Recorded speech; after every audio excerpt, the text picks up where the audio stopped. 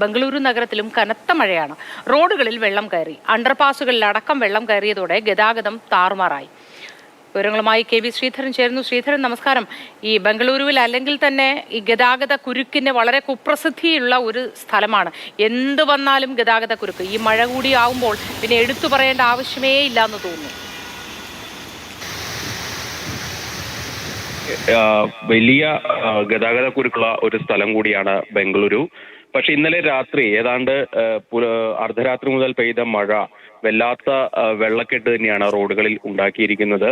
അതായത് നഗരത്തിന്റെ ഏതാണ്ട് എല്ലാ ഭാഗത്തും വലിയ തോതിൽ ഗതാഗത കുരുക്കും വെള്ളക്കെട്ടും അനുഭവപ്പെടുന്നുണ്ട്. ഏറ്റവും പ്രധാനം ഹെബ്ബാൾ ഫ്ലൈ ഓവർ, അതായത് ഏറ്റവും കൂടുതൽ ആളുകൾ ആശ്രയിക്കുന്ന എയർപോർട്ട് റോഡിലുള്ള ഹെബ്ബാൾ ഫ്ലൈ ഓവറിന് സമീപം, അതുപോലെ തന്നെ ഇലക്ട്രോണിക് സിറ്റി ഫ്ലൈ ഓവറിന് സമീപം, ബൊമ്മനഹള്ളി പോലുള്ള പ്രദേശങ്ങൾ, ഇങ്ങനെ നിരവധി സ്ഥലങ്ങളിൽ ഇങ്ങനെ വെള്ളക്കെട്ട് ഉണ്ടായിട്ടുണ്ട്.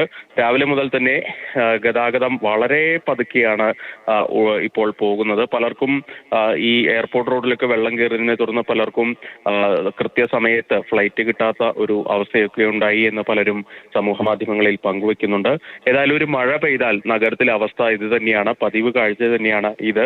നാഗ്വാര പോലുള്ള ഔട്ടർ റിംഗ് റോഡിന്റെ ഭാഗത്തും വലിയ വെള്ളക്കെട്ട് അനുഭവപ്പെടുന്നുണ്ട്. ഏതായാലും ഈ മെട്രോ നിർമ്മാണം കൂടി നടക്കുന്ന ഒരു സാഹചര്യം ഇതിന് കൂടുതൽ ദുഷ്കരമാക്കുന്നുണ്ട്. ഈ ഓവുചാലുകൾ പലതും മെട്രോ നിർമ്മാണത്തിന്റെ ഭാഗമായി അടഞ്ഞുപോയ സ്ഥിതിയൊക്കെയുണ്ട്. ഇതൊക്കെയാണ് ഈ വെള്ളക്കെട്ട് കാര്യമായി രൂക്ഷമാവാനുള്ള ഒരു പ്രധാന കാര്യം. നിലവിലേതായാലും ഗതാഗത കുരുക്കഴിക്കുന്നതിനുള്ള കഠിന പരിശ്രമത്തിൽ തന്നെയാണ് ട്രാഫിക് പോലീസൊക്കെ ഉള്ളത്.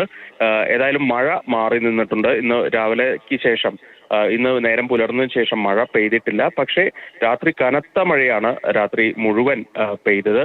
അതുകൊണ്ട് തന്നെയാണ് ഇത്രയും വലിയ വെള്ളക്കെട്ടും ഗതാഗത കുരുക്കും നഗരപരിധിയിൽ ഉണ്ടാകുന്നത്.